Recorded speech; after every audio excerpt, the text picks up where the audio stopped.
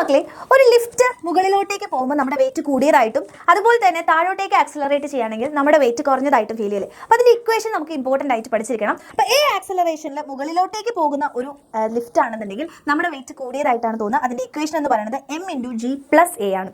അതുപോലെ തന്നെ ആക്സിലറേഷൻ എയിൽ താഴോട്ടേക്ക് വരാണെങ്കിൽ നമ്മുടെ വെയിറ്റ് കുറഞ്ഞതായിട്ടാണ് തോന്നുക. അപ്പോൾ നമ്മുടെ ഇക്വേഷൻ എന്ന് പറയുന്നത് m×g−a ആണ്. ഓക്കെ, ഇനി ഒരു കോൺസ്റ്റന്റ് വെലോസിറ്റിയിലാണ് നമ്മുടെ ലിഫ്റ്റ് പോകുന്നത്, താഴോട്ടേക്കാണെങ്കിലും മുകളിലോട്ടേക്കാണ് പോകുന്നത് എന്നുണ്ടെങ്കിൽ അവിടെ നമുക്കറിയാം ആക്സിലറേഷൻ ഇല്ല. അപ്പോൾ അതുകൊണ്ട് തന്നെ നമ്മുടെ വെയിറ്റ് എന്താണോ ആ വെയിറ്റ് തന്നെയാണ്, സെയിം വെയിറ്റ് ആയിട്ടാണ് നമുക്ക് ഫീൽ ചെയ്യുക. ഓക്കെ, സെയിം വെയിറ്റ് ആയിട്ട് തന്നെയാണ് ഫീൽ ചെയ്യുക എന്നുള്ളത് മനസ്സിലാക്കുക. അതുപോലെ തന്നെ നമ്മളുടെ ഈ ഒരു ലിഫ്റ്റിന്റെ സ്ട്രിങ് ബ്രേക്ക് ആവുകയാണെന്നുണ്ടെങ്കിൽ നമ്മൾ അവിടെ ആക്സിലറേഷൻ അല്ലെ, ഈ ഒരു മുകളിലുള്ള സ്ട്രിങ് ബ്രേക്ക് ആവുകയാണെങ്കിൽ നമ്മുടെ ലിഫ്റ്റിന്റെ ആക്സിലറേഷൻ എന്ന് പറയുന്നത് ജിയിലേക്ക് മാറും. അപ്പോൾ നമുക്ക് വെയിറ്റ് ഇല്ലാത്ത പോലെ ഫീൽ ചെയ്യും. അങ്ങനെയാണെന്നുണ്ടെങ്കിൽ മുകളിലോട്ടേക്ക് ജി ആക്സിലറേഷനിൽ പോവുകയാണെന്നുണ്ടെങ്കിൽ നമ്മുടെ വെയിറ്റിന് എങ്ങനെയാണ് വ്യത്യാസം ഉണ്ടാവുക, ഡബിൾ ആണോ ട്രിപ്പിൾ ആണോ എന്നുള്ളത് കമന്റ് ചെയ്യാം.